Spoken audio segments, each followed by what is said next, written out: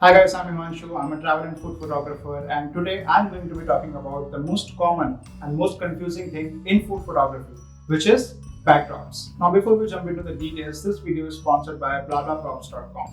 BlaBlaProps is an Indian company which deals into making hand-painted backdrops, printed backdrops, and food photography props. You can check their details on their website, which I'm linking in the description box below.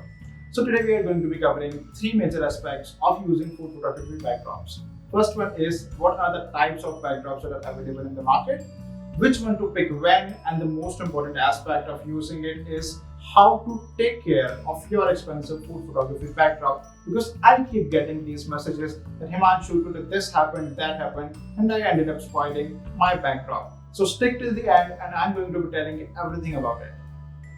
So the first question to answer is why to use a food photography backdrop. See, if you are making a career in food photography or even Instagram blogging, a well-plated food picture is just not enough. With the competition that is in the market and the aesthetically pleasing frames that everybody is capturing these days, you need something to give texture to your images. And it is not just about the competition. It is about giving that look and feel to the entire frame of food. Until unless you're capturing macro close-ups of your food, you definitely need a food photography backdrop to take your food pictures to the next level. So with the range of backdrops that are available in the market, it can get super confusing to pick from. So today I'm going to be helping you out in deciding which one you should be going out and buying. So we'll start with two major categories. The first one is printed backdrops and the second is going to be hand painted backdrops. Let's start with the first category, which is printed backdrops. So in printed backdrops, we have two categories, which is poly backdrops and canvas backdrops. So few may ask, what is a poly backdrop, Himanshu? Now when I say poly, it is a shortened name for a man-made polymer, which as a material in its most common form is known as polyethylene terephthalate, which is made by mixing two materials, which is ethylene glycol and terephthalic acid. This all sounds super scientific, but basically polyester is a kind of plastic.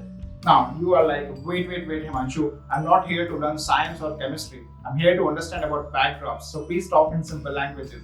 So yes, basically poly is more like a polyester material which is sturdy enough to be used in a lot of day-to-day products, which are our backpacks, our handbags, our bags, and a lot of more things. So yes, poly is sturdy, poly can be used in many ways, and that is one way that we are going to be talking about is its use in backdrops. Poly backdrops are basically foldable plastic made backdrops which are easy to carry around and super grease proof. Now, there's one important thing to keep in mind is that a couple of vendors that I have seen in the market are selling vinyl in the name of poly. Vinyl is nothing but stickable paper that we usually use for wallpapers and decor. Do not fall for that trap. Vinyl is super greasy. Vinyl is super tearable. While poly is a little stretchable and poly can be used at a lot of times, while vinyl will get creases and you will be able to use it for basically once or twice. Do not buy a vinyl backdrop, only go for a poly backdrop if you do not have budget for a canvas backdrop, which is the next thing that we are going to be talking about. So canvas backdrops are basically made out of hand-woven fabric, which is stretchy, non-tearable and super sturdy. Now canvas backdrops are a little thicker than poly backdrops, and when you roll them you can push them and you will not get a crease. The best thing about canvas backdrops is that even if there is a crease and the folding marks which are on it, you can just lay it on the table, leave it for 10-15 minutes, and then all the creases will go away. You do not need to press it, you do not need to put pressure on it. Give it some time and it will all be fine. The next point is that why canvas backdrops are my favorite backdrops is that because of the thick material. You can hang them as a backdrop and you can give complement to your surface. They do not let light pass through them, which is why they make amazing backdrops and surfaces together. Go ahead, get some hand painted or printed backdrops for yourself.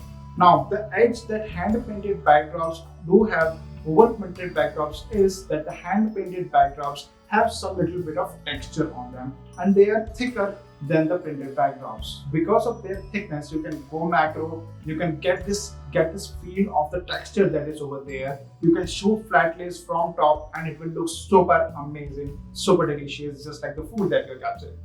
Okay, so now you need to go grab a pen and a paper because we are going to be talking about the most important part of this video, which is how to take care of your backdrops. I repeat, it is super important to understand how to take care of your food photography backdrops because you see, photography is an expensive hobby, especially when it comes to food photography. You spend a lot of money first on gear, then getting props, then getting these backdrops, and if something happens to them, you definitely will not feel good. So let's talk about how to take care of our food photography backdrops. How many times did I say how to take care? Now, the first and the foremost thing that you need to understand is that no backdrop is stain resistant. Do not use oil, do not use spices such as turmeric, chili powder, which can leave stains on it, or drinks such as red wines or anything like tea, coffee, anything that can leave stains on it. Do not use them on your backdrop. I repeat, no backdrop is stain resistant. Now you will ask that, Himanshu, you've got a lot of splash shots on your Instagram feed. How do you capture them if you're not spilling anything on your backdrop? See, you are doing splash photography, you do them with materials that do not leave color on them. If I'm not doing splash photography using oils, I am not spilling oil on my backdrops, I am not spilling red wine, I am not spilling turmeric or red chili or any spice that leaves color. Now, what happens if you by mistake spill something on it? Use a dry cloth. Do not use detergent on your backdrop because it will just ruin it.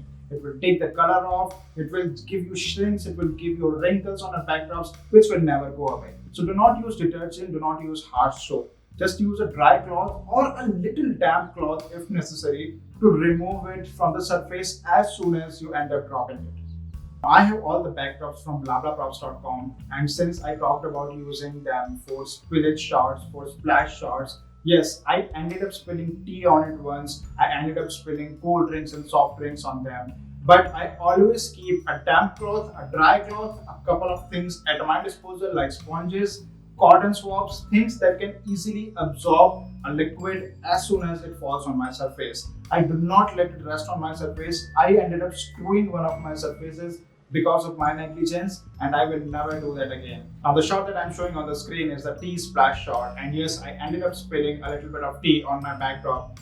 Within a couple of seconds, I wiped it off with a dry cloth. The cloth absorbed all the tea, and because of the finish that is there on these backdrops, it did not leave a mark.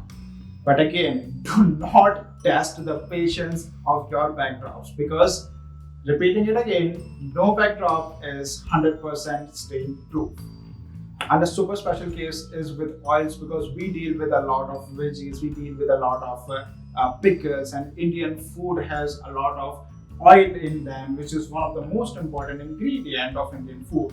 So how do you do away with not spilling a little bit of oil? That yes, it happens, but you can take care of it by using something as easy as a talcum powder.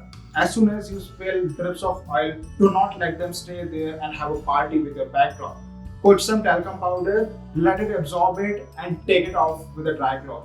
I do not guarantee that this is going to take the stain away, but this will make your life a little easier.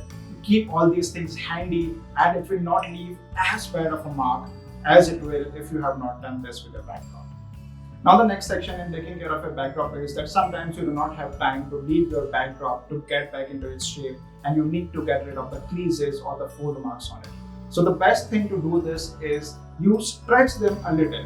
You stretch your backdrops, you put them on a table in that stretched position, and you will get a plain surface. Now, do not overdo this because stretching will leave a little bit of elasticity in the texture of your backdrop, which will give you a little bit of wrinkles if done too harshly.